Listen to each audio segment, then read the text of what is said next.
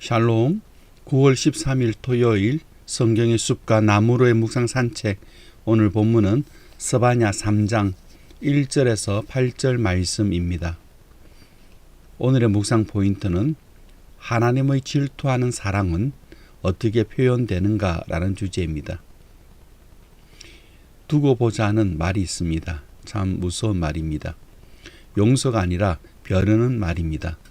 그런데 맥락에 따라서는 기회를 주는 말이 되기도 합니다. 얼른 판단하지 말고 더 기대하자는 뜻입니다. 하나님도 지금 예루살렘을 향해 두고 보겠다고 하십니다. 나에게 그 말은 어떤 의미로 다가오는지 본문을 함께 살펴보겠습니다. 1절 2절입니다. 패역하고 더러운 곳 포악한 그 성읍이 화 있을진저 그가 명령을 듣지 아니하며 교훈을 받지 아니하며 여호와를 의뢰하지 아니하며 자기 하나님에게 가까이 나아가지 아니하였도다. 스바냐는 예루살렘을 패역하고 더러운 곳 포악한 성읍이라고 선언합니다. 예루살렘에는 하나님의 성소가 있고 율법과 제사가 있음에도 불구하고 실제로는 지도자들이 약자를 착취하고 불의하게 통치하였으며 선지자와 제사장조차 하나님의 율법을 왜곡하고 성소를 더럽혔습니다.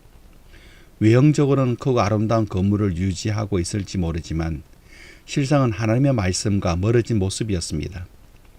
우리의 종교적 생활이 일종의 면죄부가 되어 실제로는 하나님의 뜻과는 전혀 다른 모습으로 살아가는 것은 아닌지 돌아보아야 합니다.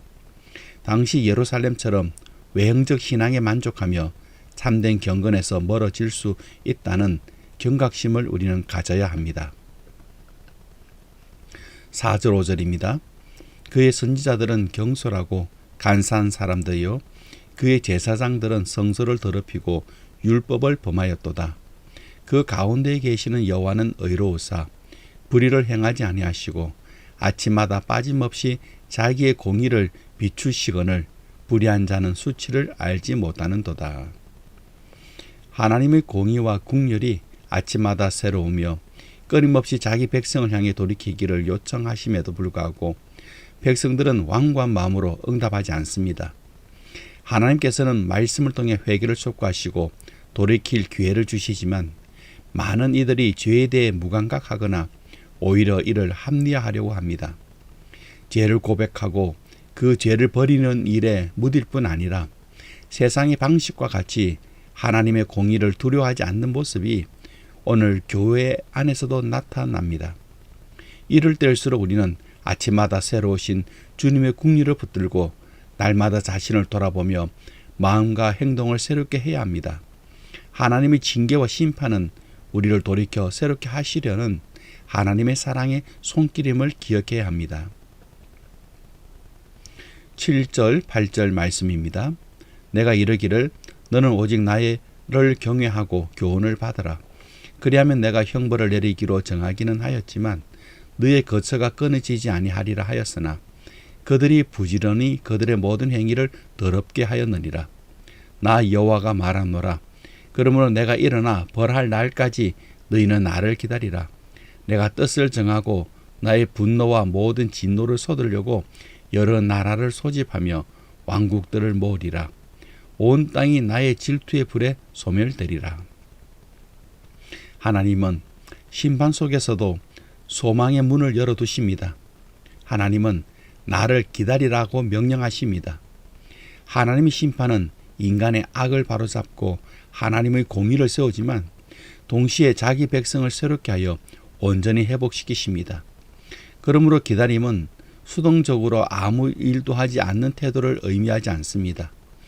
오히려 그것은 하나님의 인도하심과 그분의 신실하신 약속에 대한 깊은 신뢰이며 그 약속의 성취를 기대하며 능동적으로 하나님을 향하는 자세를 뜻합니다.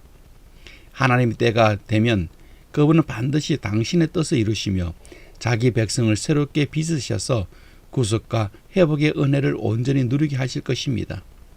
그러므로 하나님을 기다리며 소망을 품고 하나님의 역사심을 기대하며 인내하는 삶을 살아가야 합니다.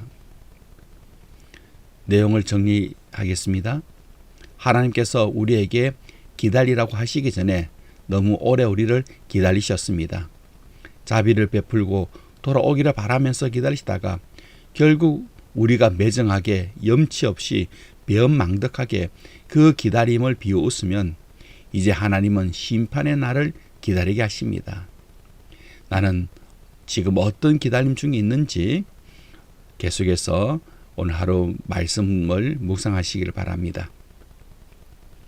오늘 하루도 말씀과 기도로 승리하시는 성도님들 되시기를 축복합니다.